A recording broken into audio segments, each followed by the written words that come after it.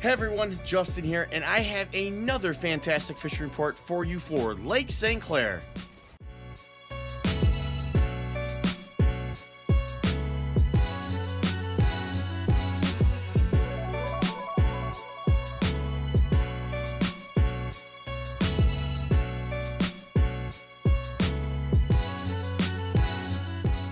Alright guys, I know it's been a few weeks since I got one out to you, but I'm going to dive right in really quick, and we're going to hit this fast and furious. For you guys chasing muskie and northern pike, the bite has been a little slow for numbers for you muskie guys, but they are getting very good quality fish, high 40s and a few 50 inchers. If you're a caster, I'm going to recommend you go and hit up Anchor Bay in 9 to 10 foot of water. That is where I've seen some really good fish caught over the last week or so. If you're a troller, a lot of guys are definitely hitting the Canadian side, trolling bucktails. If you're casting, plastics are definitely a really big and favorite option for many people right now. If you're wanting northern pike, from the sounds of the few reports that I've gotten this week, the channels up on the flats, north and middle channel, have been producing a lot of fish and are worth a look if you're looking for northern pike this weekend.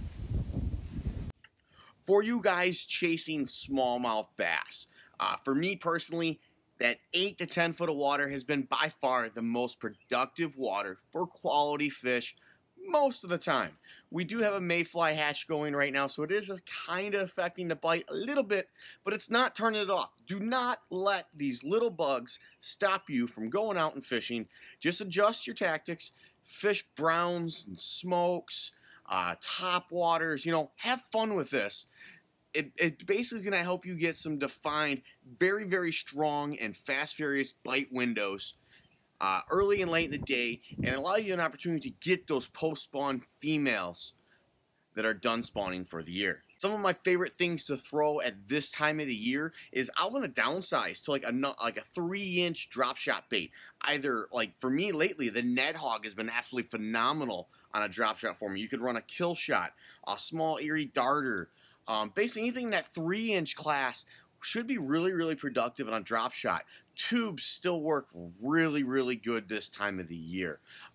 Spy baits start to come into their own this time of the year for many anglers. Throw that ADG fix in goby, that nice brown pattern. That's a sleeper out here, and not a lot of guys have given it a fair shake, and even I myself haven't given it a fair shake until recently, and I got some nice fish on it.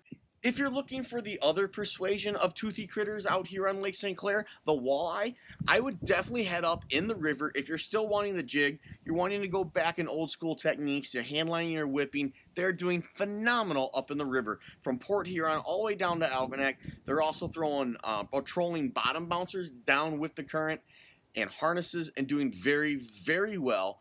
Pretty much every day, guys are catching limits up in the river. If you're wanting to go out onto the lake and chase them, I'm starting to hear some rumors and some rumblings of these fish starting to get out by the shipping channel. 27-28 can, possibly down by the dumping grounds. I know of one person that's been out there and is starting to get into them. They're a few weeks late, but they're starting to get there. The water's cool, so be patient. Now, there is some middle grounds out there. And that 14, that 12 foot of water, just outside of those main weed edges that us bass guys have been on, there's still walleye there. So up and down the mile roads, off of Lance Cruz, the Clinton River, off of McInrae's, in that 10 to 12 foot window, you have walleye there too. So get on out there and throw those crankbaits and those harnesses and enjoy this cool summer weather that we're having right now.